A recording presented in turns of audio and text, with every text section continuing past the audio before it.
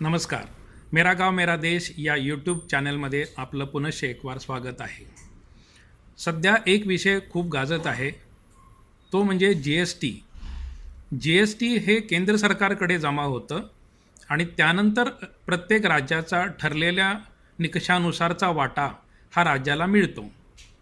परंतु हे एका वाक्यात जसं सरळ सांगितलं तसं प्रत्यक्षात होत नाही, की ज्यावेळेला केंद्र सरकार त्यातील आपला वाटा घेतं, त्याचवेळी त्या राज्याला, संबंधित राज्याला तो वाटा मिळतोच असं नाही. काही वेळेला उशीर होत असतो. मग यामुळं होणाऱ्या आर्थिक अडचणींचा सामना त्या राज्यांना करावा लागतो. त्यामुळे ही अडचण येते, की राज्य चालवायचं कसं? किंवा राज्याला जे खर्च करायचे आहेत, ते वेळेवर होऊ शकत नाहीत. कारण राज्याला दुसरा स्वतःचा उत्पन्नाचा मार्ग उरलेला नाही. पूर्वी कसं व्हायचं? व्यापार असो, उद्योग असो किंवा सेवा असो, यावर वेगवेगळे कर लावले जायचे. काही केंद्रीय कर होते, काही राज्याचे कर होते. प्रत्येकाच्या नियमात थोडाफार फरक होता. तर त्यामुळे त्यावेळी काय व्हायचं, की जे व्यापारी आहेत, उद्योजक आहेत किंवा सेवा पुरवणाऱ्या संस्था, कंपन्या आहेत, त्यांना प्रत्येक खात्याच्या वेगवेगळ्या अधिकाऱ्यांनाशी संपर्क ठेवावा लागायचा आणि त्याची पद्धतीही वेगवेगळी होती. त्यामुळं त्यांच्यावरती मात्र खूप दडपण यायचं.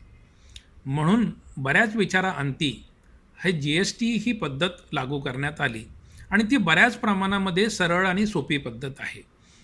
कोणत्याही गोष्टी तुम्ही उद्योग करत असाल, व्यापार करत असाल, सेवा देत असाल किंवा अनेक जे काही असेल, त्याचा कर हा एकत्रितरित्या एकाच ठिकाणी भरायचा आणि नैसर्गिकरित्या त्या कराकडून जमा झालेली रक्कम ही केंद्र सरकारकडे जाते आणि केंद्र सरकारने त्वरित त्याचं संबंधित राज्यांना योग्य तो वाटा देणे ही अपेक्षित असते. परंतु हा उद्देश जरी चांगला असला तरी ह्याच्यामध्ये अडचण काय होते, की नेमकं त्या राज्याला योग्य वेळात वाटा दिला नाही तर त्या राज्याची आर्थिक कोंडी होऊ शकते. त्यामुळं काही दुरुस्त्या ह्या त्यामध्ये आवश्यक आहेत. त्यातला मूळ मुद्दा असा आहे, की केंद्र सरकारकडे गेल्यानंतर की त्या खात्याचं तून पैसे काढणे किंवा पैसे वळवणे हे फक्त केंद्र सरकारच्याच हाती राहत असतं. त्याच्यापेक्षा दुसरा एक उपाय असा सुचवा वाटतो. आता साधं एक उदाहरण घ्या. ज्यावेळा कुठलीही एखादा बिल्डर कॉम्प्लेक्समध्ये वेगवेगळी घरं बांधतो, दुकानं बांधतो आणि तो विकतो, तर जो खरीददार असतो त्याला 1% TDS हा द्यावा लागतो. पूर्वी 1% TDS हा भरावा लागायचा जास्तीचा आणि त्यानंतर त्याची जी काही पद्धत आहे ते पूर्ण झाल्यानंतर तो 1% परत त्या खरीददाराला मिळायचा. त्याच्यासाठी इस्रो अकाउंट हे बँकेमध्ये उघडावं लागायचं. ते इस्रो अकाउंट असं असतं, की जी 1% रक्कम भरलेली आहे, तो बिल्डर स्वतःच्या मर्जीनुसार काढू शकत नाही, कारण काही अटींचं त्यांना पालन करावं लागतं आणि अर्थातच खरीददाराला तर त्या अजिबातच काढता येत नाही. आता एखाद्या कॉम्प्लेक्समध्ये 1000, 1500, 2000 जरी घरं आणि दुकानं असली, तरी तेवढे व्यक्तिगत अकाउंट हे काढावे लागत होते, की ते जॉईंटली असायचे, त्या बिल्डरचे आणि त्या खरीददार व्यक्तीच्या नावचे. आणि बहुतांशी वेळा त्यात जर काही ठरल्याप्रमाणे सर्व झालं, तर ती रक्कम परत त्या खरीददार व्यक्तीला, फ्लॅट खरीददार व्यक्तीला मिळायची. ही साधी सोपी पद्धत जर आपण ह्या जी-एस-टीसाठी अंमलात आणली, तर काय होईल बघा. आपल्या देशामध्ये जेवढी राज्य आहेत, प्रत्येक राज्य आणि केंद्र सरकार ह्याचं एक जॉईंट अकाउंट उघडायचं.